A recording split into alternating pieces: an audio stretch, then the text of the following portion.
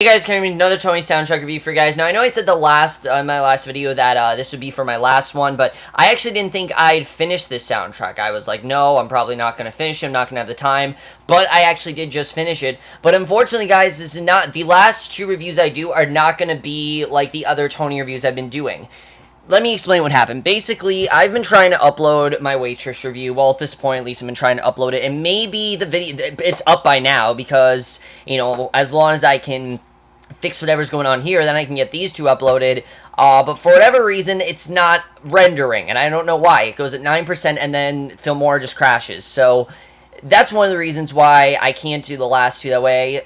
The other reason is because I can't find all the songs on YouTube, and what I usually do is I convert them, I convert them and then put them on Filmora, and that's how you guys are able to listen to like 30 seconds of them or something like that. So, unfortunately, I can't do that with the last two albums, which is fine because the last one I'm reviewing, I'm sure you guys expect what the last one is, but it's very long, and I just don't want to do the whole album. But this is for the second to last one, which for me, I think is the pick for Best Revival, and that is the 2016 revival of The Color Purple. Now, let me just say that I have listened to the original Color Purple, and it's not too memorable. I definitely will, I mean, it's a memorable show, definitely. I'm not going to say it's a bad show, but it's not really a show that, like, oh, I remember this song, and this song, and this song, and this, I remember all these, I remember all these different songs.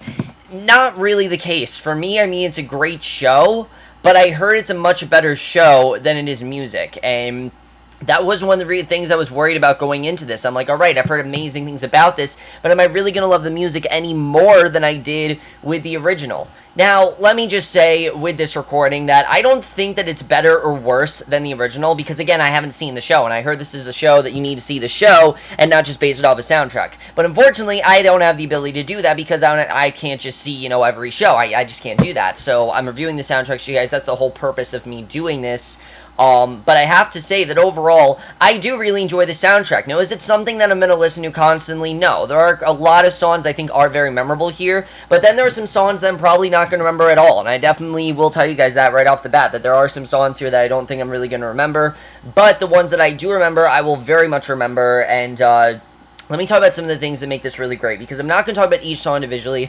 I'm going to talk about the ones that really work for me. First of all, the opening, Mysterious Ways, I think is a great way to open this soundtrack. I really do love it overall, and it's a great way to open the show. I mean, you have this really empowered, just really powerful choir that really cares about what they're singing. It's Sunday the grunge, like, it's Sunday morning. Like, it feels like something right out of, like, a Baptist church or something like that. On movies when you see Baptist churches and things like that, I really do enjoy that. I think that's really cool. I love Mysterious Ways. I think it's a really good way to start things off, and really shows how religious the show really is, because a big part of the show is the faith that our main character Celie has, and that she feels that basically, God is going to help her and everything, and that she's trying to track down her sister, who she thinks is dead, and we'll get into that in a little bit, because that is very important, obviously.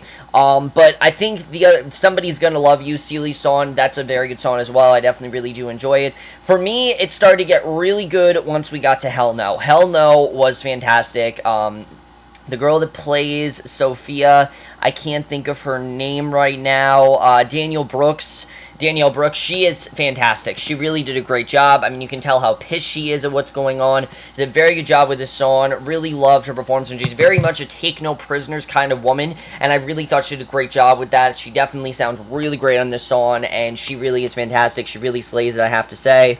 Other songs like Shug Avery, when you hear about, the way they build up Shug Avery, the main reason looking forward to this, obviously, was Jennifer Hudson. I mean, I've never listened to anything that I haven't liked from Jennifer Hudson. I think that she is one of the best singers working today, and this musical proves that, because she is fantastic in the show. But duh, Jennifer Hudson is fantastic. I mean, I'm sure you were expecting me to say, oh, Jennifer Hudson's fantastic, because it's Jennifer fucking Hudson. You guys are expecting me to say she's amazing, and she absolutely kills it in this show. I mean, Push the Button is one of my favorite songs on this entire soundtrack. She is fantastic. If anything, that's one of the songs we'll definitely go back and listen to, is Push the Button, because she really is great. I love her performance, and the way that she's so different from Celie, she's so much looser, she's a little more sexual, things like that. I think they did a very good job with that. I really love that about her character, and I like her it's very different from the other songs we heard. It's a lot more bluesy, it's a lot more nightclubish, and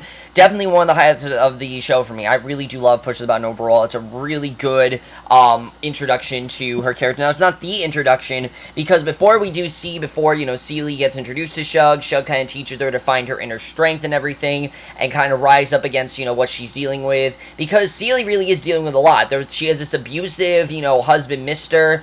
She has this kid who I guess she's put up for adoption or something like that. I mean, I don't know too much about the show. I definitely will say it. This is not a show where I know the story that well, so I'm trying to just base it off of the songs. But I do like the relation between Seely and Shug, and the relation that develops between these two. It doesn't at first seem believable, but then it makes sense, because I think the big message of the show is women power, and, stand up for yourself, and don't let people tell you who to be, and things like that. I think it's a very good message overall, and I love their love song, What About Love. I think it's a great way to close out Act 1, and then the end of Act 1, we get that great reveal that her sister, Squeaky, is actually, not Squeaky, Nettie is actually alive, and she is alive, and Nettie is very much alive, and it just really changed a lot of things for Seely, because Seely was very depressed, thinking her sister was dead and everything, and then she realizes she's not dead. It's really a relief for her. You can totally see that, and that really changes things in Act 2, where she's really trying to figure out, how has this really happened, what's going on there, because she learns that while Nettie's alive, she's in Africa, she's living with a missionary family that adopted her children, because, this is still when, slavery and things like that was going on, I believe. I mean, it takes place in the 1900s, so yeah, I think slavery was pretty much still going on then. It wasn't as popular, but it was still going on in some places, and basically, we see in Georgia, Sophie ends up being arrested, things like that, but basically, another song that so I think that whole thing is really interesting. In African Homeland, it's a very long song, but there's a lot of things going on here that I really do enjoy, and I think they do a very good job of it. Also, I really love the other song before the Act 1 finale, Uh-Oh. I love the ensemble here sounds great, especially the girl that sings the, Harpo's part. I think that's really good. I really enjoyed that overall.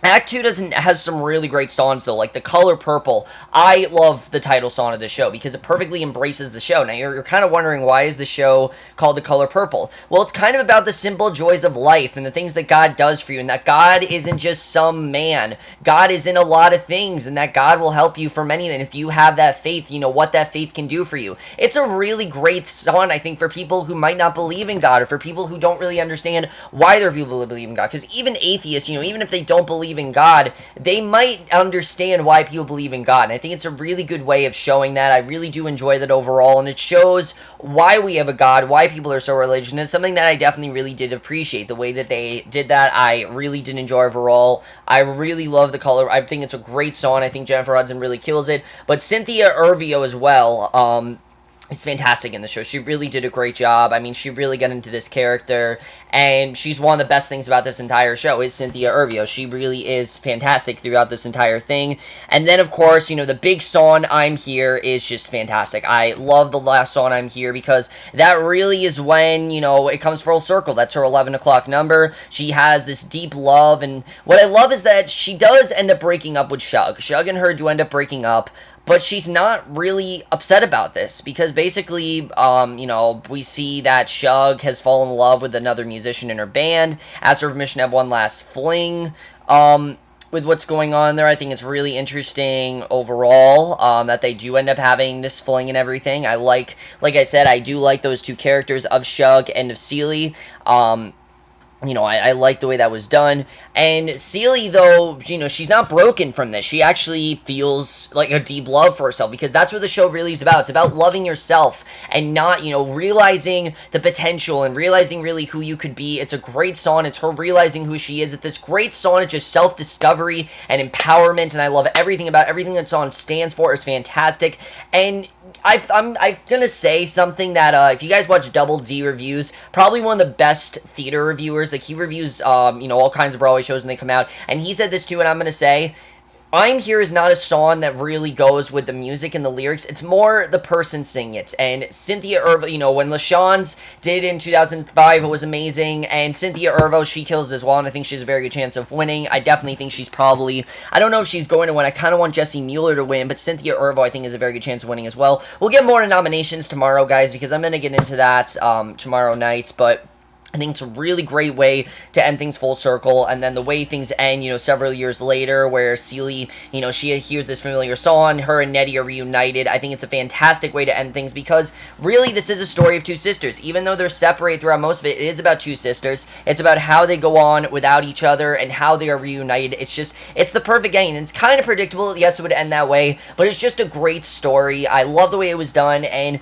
really it's telling a great story. And like I said, it isn't really a show that you review by the soundtrack. I can't really review the soundtrack as well as others, mainly because of the fact that this is a show you need to see more than just listen to a soundtrack. And the soundtrack is great. There's nothing wrong with it. It's not exactly memorable. It's memorable, definitely. It's not unmemorable, but it's not the one I'm going to go back and be like, all right, I'm going to listen to the Color Purple soundtrack. It's not really like that. I don't really get a craving to listen to the soundtrack as much. And there are some I'll listen to, like Push the Button, things like that. Oh yeah, I'll totally listen to the ones. The ones I highlight for you guys, I'll totally listen to. But a lot of the ones I talked about, I'm gonna rather see the show of than actually listen to the soundtrack, because then I'll know like what the context is, what's really going on. That stuff I really do want to do. I want to listen to the soundtrack because the score is good, but I think it's a lot better when you see the show, and that's something I definitely will say. But I'm gonna say right now, the show is definitely gonna win Best Survival. I don't see the show not win Best Survival. Why? Because when it came out, it won everything. It won literally everything. But you know what else won everything? It was Spring Awakening. Now we'll talk about that another point, but this won everything when it came out initially. When it first came out in like 2005 or 3 or something like that. I don't remember when it came out. I remember I was like a young kid when it came out. I don't remember the original soundtrack. I listened to it once and I don't really remember it. So that's one of the reasons why I don't really think it's resonating with me as well. It's just because I don't really remember it.